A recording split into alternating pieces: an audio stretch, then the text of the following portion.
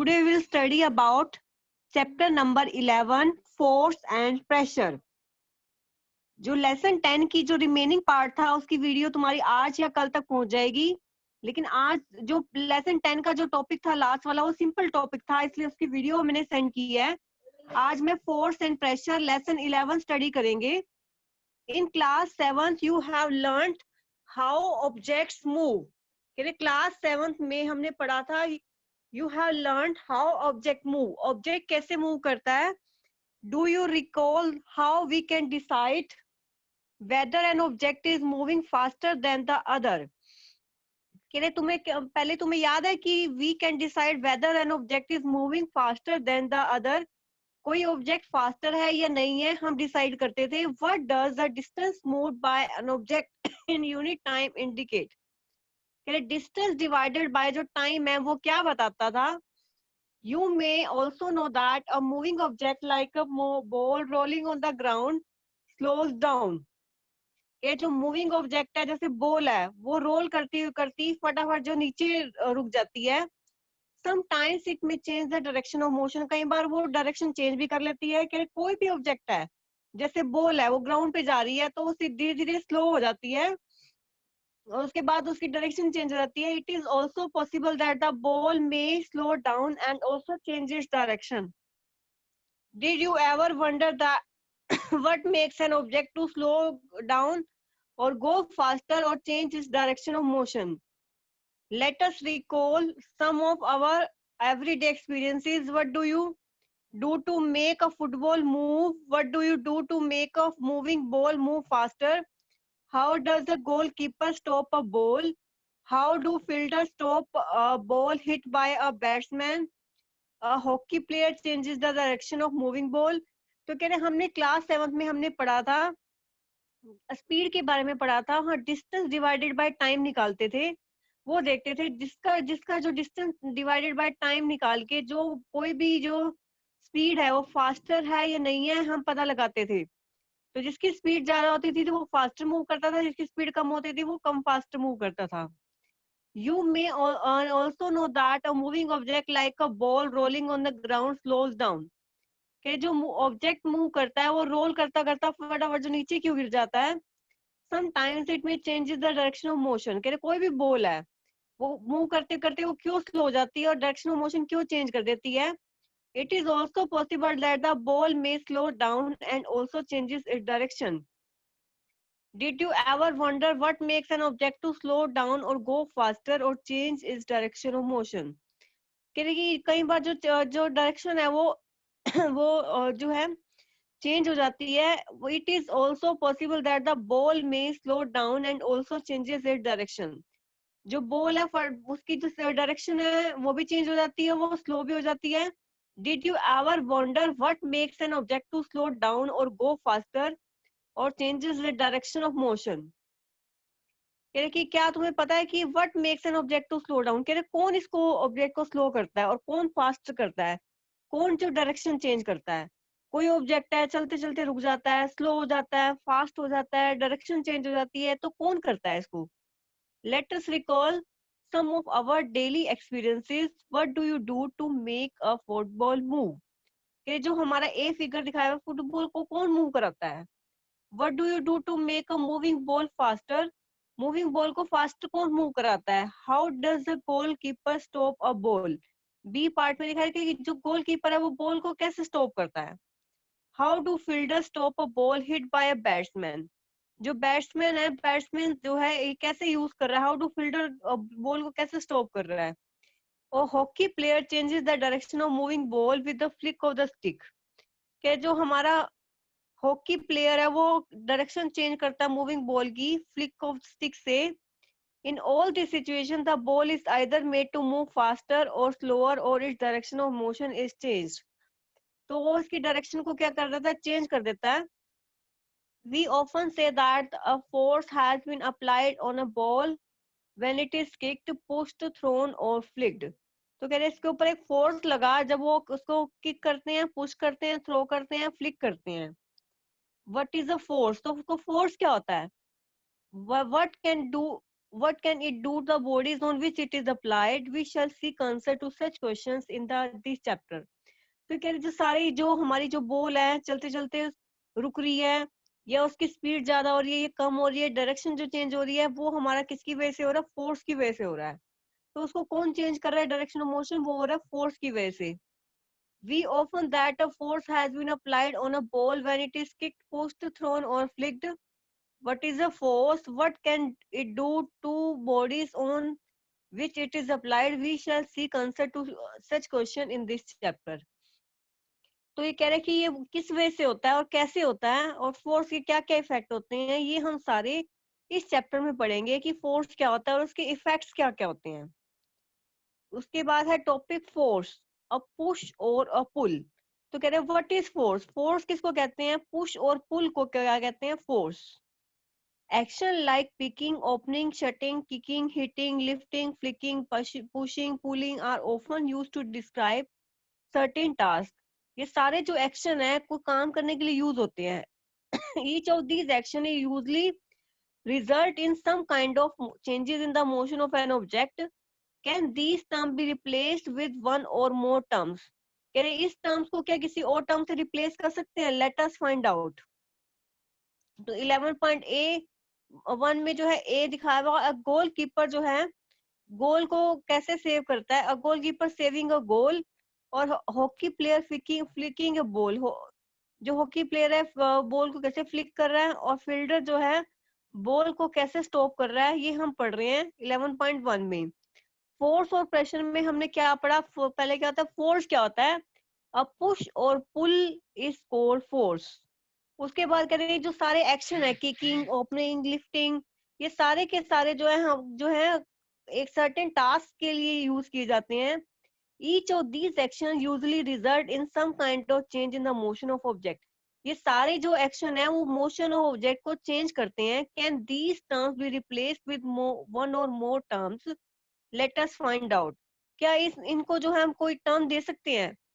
तो कह रहे लेट अस फाइंड आउट, इसको हम आगे फाइंड आउट करते हैं। Activity 11.1, table 11.1 gives some information of familiar situation involving motion of object. You can add more such situation or replace those given here. Try to identify action involved in each case as a pull or push and record your observation. Give one example has been given to help you. Table 11.1 में दिखाया हुआ है identify action as push और पुल। इसमें 7 action दिखाए हुए हैं। Moving a ball, replace on a table. जो एक्शन है वो कौन सा है? इसमें पुशिंग का है, पुलिंग का है, या लिफ्टिंग का है? और इसको हमने डिवाइड कर देंगे, पुश है या पुल है। पुश है तो यह पुश में यस, और पुल है तो पुल में यस। जैसे moving a book placed on a table, अगर जो बुक है टेबल के ऊपर पड़ी है, उसको उठाते हैं, तो उठाने के लिए हम क्या करते हैं? उसको धक्का लगाते हैं या खींचते हैं? तो इसके अंदर हमने फिल करना है। जैसे डोर है, उसको शटिंग डाउन करते शट करते हैं, तो ओपन करते हैं, तो हम क्या करते हैं? पुश करते हैं या पुल करते हैं? धक्का लगाते हैं या खींचते हैं? फुटबॉल है, वो पेनल्टी किक लेता है। क्रिकेटर बॉल है, जैसे बैट्समैन को हिट करता है, तो वो क्या करता है? पुश करता है या पुल करता है? इसको हमने पुश या पुल को हम दो कैटेगरी में डिवाइड कर दिया, और वो पुश और पुल क्या होता है? हमारा force. Do you notice that each of these action can be grouped as push or pull or both? Can we infer from these that to move an object it has to be pushed or pulled? किसी भी object को अगर move कराना है हमें, तो हमें या तो पुश करना पड़ेगा या हमें पुल करना पड़ेगा। Thus we say that the motion imparted to object was due to action of force. When does the force come into play? Let us find out. I learnt in class 7 that a magnet attracts a piece of iron towards it. फिर class 6 में हमने पढ़ा जो एक magnet होती है iron के pieces को अट्रैक्ट करती है। तो अट्रैक्ट कर रही है, तो वो अट्रैक्शन है या वो, और वो जो अट्रैक्शन हो रही है वो क्या है? वो पुल है। तो मैग्नेटिक पुल लगता है, उसकी वजह से वो अट्रैक्ट हो जाती है। What about repulsion between similar objects? Poles of a magnet, is it pull or push? तो और बाकी जो हमारा जो है जो रिपल्शन हो रही है वो किसकी वजह से होती है? पुल है या वो पुश है? तो ये जो हमारी रिपल्शन हो रही है वो पुल होगी या पुश होगी? तो क्या जो हमारे पहले जो मैग्नेट है वो पीसीस को अट्रैक्ट कर रही थी, वो किसकी वजह से था? मैग्नेटिक पुल था। तो ऐसे ही हमारा जो पुल और पुश लग रहा है, इसको हमारा क्या बोलते हैं, फोर्स। जो मैग्नेट में लग रहा है तो मैग्नेटिक फोर्स। तो हम एक बार इसको दोबारा से रिवाइज करते हैं। फोर्स एंड प्रेशर, चैप्टर का नाम हमारा है फोर्स एंड प्रेशर।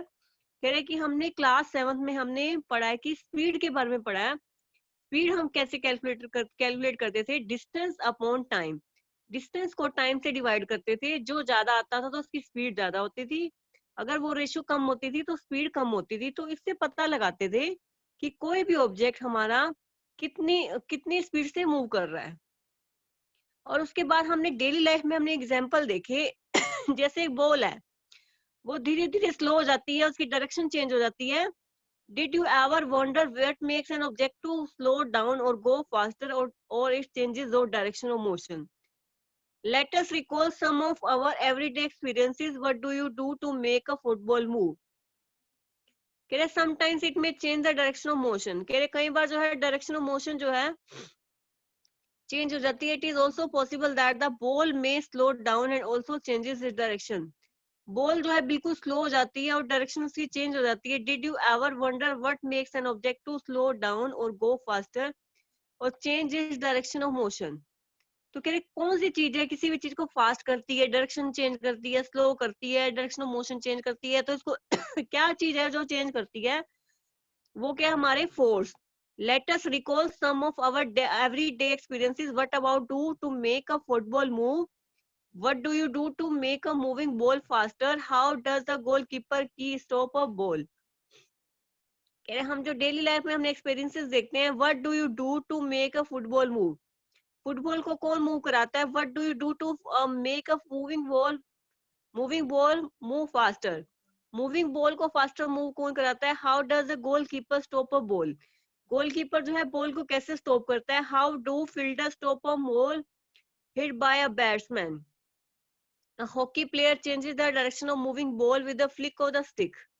क्या जो हॉकी बॉल है वो कैसे कैसे चेंज होती है, डायरेक्शन कैसे चेंज करता है? फ्लिक ऑफ स्टिक से. In all this situation the ball is either made to move faster और स्लोअर और its direction of motion is change. तो कैसे इसकी जो डायरेक्शन चेंज करती है? We often say that the force has been applied on a ball when it is kicked, pushed, thrown or flicked. When it is a force, what can it do to bodies on which it is applied? We shall seek answer to such question in this chapter. तो हम जो है सारे के सारे इन questions का जो हम पढ़ेंगे, क्या क्या कैसे हम आंसर फाइंड आउट करेंगे कि क्या चीज है जो इसको चेंज करती है डायरेक्शन को, और फोर्स क्या होता है. तो आगे हमने फोर्स के बारे में पढ़ा. अब पुल और पुश इज कॉल्ड फोर्स. तो फोर्स जो है बहुत सारी चीजें करता है. फोर्स का पहला इफेक्ट क्या है? फोर्स जो है किसी भी ऑब्जेक्ट की डायरेक्शन चेंज करता है. जैसे बी फिगर में दिखाया हुआ है, ये बॉल है, अगर बॉल की डायरेक्शन को इससे चेंज कर रहा है, ये बॉल को अगर किक कर रहा है तो बॉल की डायरेक्शन चेंज हो रही है. तो फोर्स क्या कर रहा है? बॉल किसी भी चीज की डायरेक्शन चेंज करता है. अगर हमने किसी भी बॉडी की स्पीड इंक्रीज करनी है, जैसे बॉल है इसकी स्पीड बढ़ानी है, तो उसको हम पीछे से धक्का लगाएंगे तो इसकी डायरेक्शन जो है, इसकी जो हमारी स्पीड है वो इंक्रीज हो जाएगी. तो फोर्स क्या करता है? स्पीड जो है चेंज करता है, इंक्रीज भी कर सकता है और डिक्रीज भी कर सकता है. इसको चलती हुई बॉल को अगर आगे हम रोक देंगे, धक्का उसको आगे से किसी चीज से रोक देंगे, तो उसकी फोर्स से जो है डायरेक्शन भी चेंज कर सकते हैं, स्पीड बढ़ा भी सकते हैं, स्पीड घटा भी सकते हैं. और आगे फोर्स जो है शेप भी चेंज करता है, वो अब आगे हम पढ़ेंगे. और उसके बाद से हमने क्या पढ़ा पहले? पुश और पुल क्या होता है? हमारा फोर्स होता है. उसके बाद 11.1 में हमने सारे डेली लाइफ के एग्जाम्पल देखे, 6 to 7 एग्जाम्पल देखे, और उसमें देखा कि ये जो एक्शन कौन सा हो रहा है, पुल हो रहा है, पुश हो रहा है, लिफ्ट हो रहा है. तो ये इसको हमने टेबल में फिल करना है और उसको दो कैटेगरी में डिवाइड कर दिया, पुश और पुल. और पुश और पुल क्या होता है? हमारा force. Thus we say that motion imparted to object was due to the action of force. कह रहे कि जो हमने क्लास 6 में मैग्नेट के बारे में पढ़ा था कि मैग्नेट जो है आयरन को कैसे अट्रैक्ट कर लेती है, क्या वो कह रहे कि वो अट्रैक्शन क्या क्या थी? वो अट्रैक्शन क्या थी? पुल थी. उसके बाद हम पढ़ेंगे forces are due to an interaction. उसके बाद हमारा टॉपिक है फोर्सेस के बारे में, कि फोर्स को हम कैसे ऐड करते हैं, कैसे डिवाइड करते हैं. और उसके बाद फोर्स के इफेक्ट्स हैं. फोर्स के इफेक्ट्स के बाद फ्रिक्शन के बारे में है, और टाइप्स ऑफ फोर्सेस और प्रेशर के बारे में है. और उसके बाद हमारा है एटमॉस्फेरिक प्रेशर. उससे पहले हम पढ़ते हैं forces are due to interaction. Suppose a man is standing behind a stationary car. कह रहे सपोज करो एक मैन है, वो स्टेशनरी कार के बिहाइंड खड़ा है, जैसे 11.2 में खड़ा हुआ है। Will the car move due to his due to his presence. कह रहे कि क्या वो कार मूव करेगी? Will the car move due to his presence, क्या उसकी प्रेजेंस की वजह से जो कार मूव कर रही है? Suppose the man now begins to push the car. Suppose करो जो मैन है वो उसको पुश करने की कोशिश कर रहा है, that is he applies the force on it. मतलब पुश कर रहा है मतलब फोर्स है, मतलब वो जो है पर्सन है 11.2 में, जो बाहर वाला पर्सन है कार के ऊपर फोर्स अप्लाई कर रहा है। The car may begin to move in the direction of the applied force. तो कार चलना स्टार्ट कर देगी जहां पे हम फोर्स लगाएंगे। आगे धक्का लगा रहे हैं तो आगे मूव करेगी, पीछे धक्का लगाएंगे तो पीछे मूव करेगी। Note that the man has to push the car to make it move. तो कह रहे कार को मूव कराने के लिए बाहर वाला जो पर्सन है उसको धक्का देना पड़ा। तो मैन को जो है किसी भी बॉडी को चलाने के लिए क्या करना पड़ता है? उसको पुश करना पड़ता है। Figure 11.3 shows three situations that may be similar to you. उसके बाद कह रहे कि note that the man has to be push the car to move or to make it move. Figure 11.3 shows three situations that may be familiar to you. Can you decide who is pulling and who is pushing in these cases? In figure 11.3a, both the girls appear to push each other while the pair of girls in 11.3b are trying to pull each other. Similarly, the cow and the man in 11.3c appears to pull each other. The girls in the three situations shown here are applying forces. कह रहे figure 11.3 में जो है three situation दिखाई है, that may be familiar to you. Can you decide who is pulling and who is pushing in three cases. कह रहे इन three cases में कौन पुल कर रहा है कौन पुश कर रहा है, हम डिसाइड करेंगे। In figure 11.3a, both the girls appear to push each other while the pair of girls in 11.3b are trying to pull each other. Similarly, the cow and the man in 11.3c appear to pull each other. The girls in the opposite situation shown here are applying force. तो हमारा 11.2a में हमारा दिखाया था कि जो बाहर वाला एक पर्सन है कार को धक्का लगा रहा था, मतलब उसको क्या कर रहा है वो उस कार को मूव कराने के लिए वो क्या कर रहा है कि उसको पुश कर रहा है 11.2 फिगर में। उसके बाद 11.3 में कह रहा है ए में जो दो गर्ल है वो क्या कर रही है एक दूसरे को धक्का लगा रही है। 11.3 बी में क्या कर रहे हैं एक दूसरे को क्या कर रही है पुल कर रही है, वो खींच रही है। वो ए में 11.3 ए में पुश कर रही है, एक दूसरे को धक्का लगा रही है।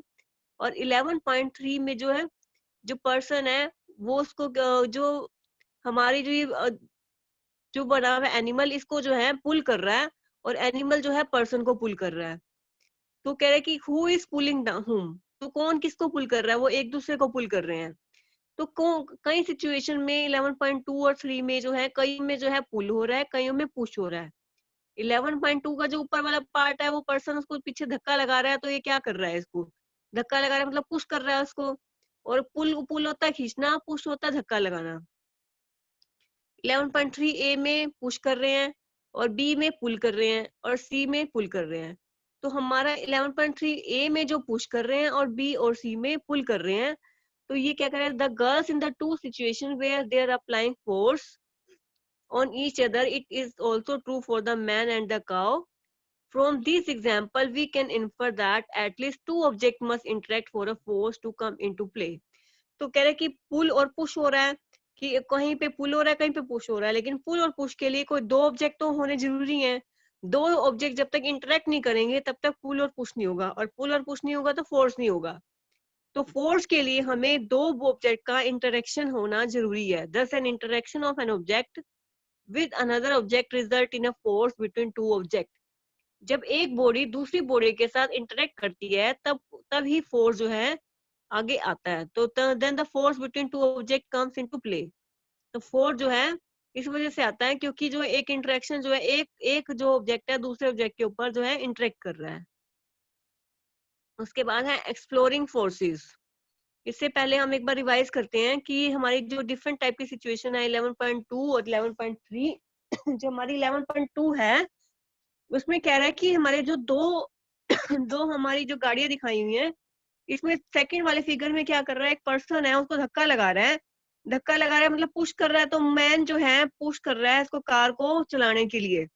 और 11.3 ए और बी और सी में क्या करते हैं, ए बी और सी में क्या करते हैं, हमारा ए जो है एक दूसरे को खींच रहे हैं, पुश कर रहे हैं, और बी में क्या कर रहे हैं, एक दूसरे को पुल कर रहे हैं, और सी में क्या कर रहे हैं, वो भी एक दूसरे को पुल कर रहे हैं। तो ये डिफरेंट टाइप ऑफ सिचुएशन जो है कब आती है, जब दो ऑब्जेक्ट आपस में इंटरेक्ट करते हैं।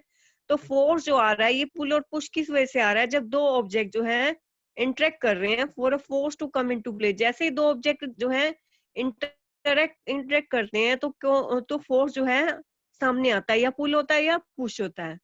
तो इससे पता लग रहा है कि जो दो does N interaction of an object with another object result in a force. जब एक ऑब्जेक्ट जो है दूसरे ऑब्जेक्ट के साथ इंटरेक्ट करता है, तो एक जो फोर्स आता है बिटवीन द टू ऑब्जेक्ट्स। उसके बाद क्या है 11.3 exploring forces. Let us try to learn more about forces. Forces के बारे में हम पढ़ते हैं। Have you ever seen a game of tug of war. कह रहे कि हमने टग ऑफ वार जो गेम देखी है, in the game two teams pull a rope in the opposite direction. Members of both the teams try to pull the rope in their direction. Sometimes the rope does not move. कह रहे कि जो हमारा 11.5 figure है, हमने इससे क्या करा है, एक दूसरे को खींच रहे हैं ये। Sometimes the rope simply does not move. Is it not similar to the situation shown in the figure 11.3b? The team that pulls harder, that is applies a greater force, finally wins. ये जो टग of वार हमने देखी है, game देखी है, 11.5 figure में दिखाया हुआ है। रस्सी को कुछ पर्सन इधर खींचते हैं, कुछ पर्सन उधर खींचते हैं। तो जो ज्यादा फोर्स अप्लाई करता है, तो वो वाली टीम की तरफ जो है रस्सी चल जाती है, और वो टीम जो है जीत जाती है। तो कह रहे कि the rope may not move if the two team equal pull or edge with equal force. कह रहे अगर वो पहले वाली टीम और बी टीम दोनों सेम फोर्स लगा रही है, तो जो हमारी जो रोप है वो मूव ही नहीं करेगी। जो ज्यादा फोर्स अप्लाई करेगा, रोप उस साइड मूव करेगी। अगर सिमिलर फोर्स लगाया तो रोप मूव नहीं करेगी, और कोई भी विन नहीं करेगा, कोई भी जीतेगा नहीं। तो जीतने के लिए किसी भी टीम को ज्यादा फोर्स लगाना पड़ेगा, तो वो टीम जीत जाती है उसमें। कह कि उसके बाद है 11.2 activity. Choose an heavy object like a table और अ बॉक्स। क्योंकि कोई भी एक हैवी ऑब्जेक्ट है, लाइक अ टेबल और अ बॉक्स, वो लो, जैसे फिगर 11.4 में लिखा हुआ है, which you may move only by pushing hard. Try to push it other all by yourself. Can you move it now? Ask one of your friends to help you in pushing it in the same direction. Is it easier to move it now? Can you now explain why? ये जो हमारा जो heavy object है, जैसे table है, box है, which you can move only by pushing hard. Try to push it all by yourself. Can you move it now? Ask one of your friends to help you into pushing it the same direction. Is it easier to move in down? Can you explain why? Next, push the same object, but ask your friend to push it from the opposite side. Does the object move? If it does, note the direction in which it moves. Can you guess which one of you is applying a larger force? क्योंकि कौन जो है larger force apply कर रहा है, क्या guess कर सकते हैं? 11.4 में जो है हमारा two friends pushing a heavy load, कि दो जो फ्रेंड्स हैं वो लोड को पुश कर रहे हैं सेम डायरेक्शन में, और बी में जो है अपोजिट डायरेक्शन में मूव कर रहे हैं। तो 11.4 ए में जो है, जो हमारा टेबल और बॉक्स बना हुआ है, तो इसको हमने दो दो पर्सन जो है ए फिगर में एक ही डायरेक्शन में मूव करा रहे हैं, तो इसकी वजह से मूव कर रहा है। और 11.4 बी में जो है अपोजिट डायरेक्शन में मूव करा रहे हैं, तो ये जो है हमारा जो बॉक्स मूव नहीं कर रहा। Choose a heavy box like a table और अ बॉक्स। कह रहे कि कोई भी जो टेबल और बॉक्स चूज करो, which you can move only by pushing hard, जिसको हम मूव करा सके। Try to push it all by yourself. Can you move it. कह रहे उसको पहले देखना है कि वो पुश हो रहा है नहीं हो रहा। Now ask one of your friends to help in pushing it in the same direction. कह जैसे 11.4 ए में दिखाया हुआ है, किसी ने उसने अपने फ्रेंड की हेल्प ली इसको पुश कराने में। Is it easy to move it now. कह रहे यस, उसको अगर हम दो पर्सन अगर पुश कर रहे हैं, तो उसको वो इजिली मूव कर रहा है। Next, to push the same object, now ask friend to push it from the opposite side. अब फ्रेंड को बोलो कि दूसरी साइड से पुश करे। Does the object move? No. If it does, Note the direction in which it moves. Can you guess which one of the you apply a larger force? कह रहे अगर मान लो जो दो पर्सन है एक ही ऑब्जेक्ट को अलग अलग डायरेक्शन में मूव कर रहे हैं तो ऑब्जेक्ट मूव भी कर सकता है और नहीं भी कर सकता.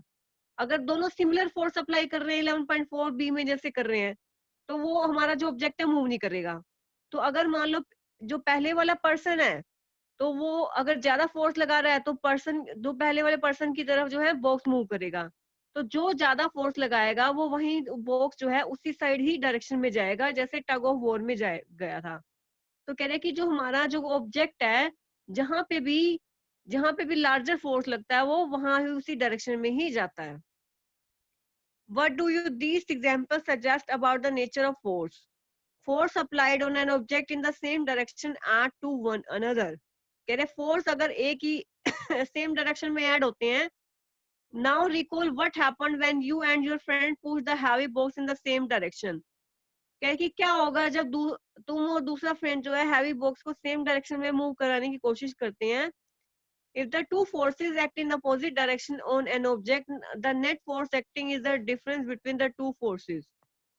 कह रहे जो दो फोर्स हैं अगर अपोजिट डायरेक्शन में मूव करते हैं जो नेट फोर्स है उनका डिफरेंस होता है. अगर दो ऑब्जेक्ट जो है सेम डायरेक्शन में मूव कर रहे हैं जैसे हमारा जो है ए में दिखाया हुआ था 11.4 में ए में अगर सेम डायरेक्शन में मूव कर रहे हैं तो ऐड हो रहा है. अगर बी में अपोजिट डायरेक्शन में मूव कर रहे हैं तो वो माइनस हो रहा है. तो फोर्स जो है माइनस हो जाते हैं अगर वो अपोजिट डायरेक्शन में मूव करते हैं. अगर सेम डायरेक्शन में मूव करते हैं तो हमारा जो है वो फोर्स जो है ऐड हो जाते हैं. What did you observe in activity 11.2 when you both of you were pushing the heavy box from opposite direction?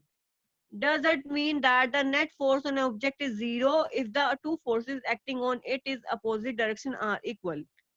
Recall that in a tug of war, when two teams pull equally hard, the rope does not move in any direction. Tug of war में अगर दो team जो है equally hard पुल करते हैं जो पोल जो है वो मूव नहीं करती किसी भी डायरेक्शन में. So we learned that a force could be larger or smaller than the object. कह रहे कि हमने लर्न किया है कि जो फोर्स है वो लार्जर भी हो सकती है स्मॉलर भी हो सकता है. आज का smaller than the other. The strength of force जो है हमारा जो है उसको मैग्नीट्यूड से मेजर करते हैं.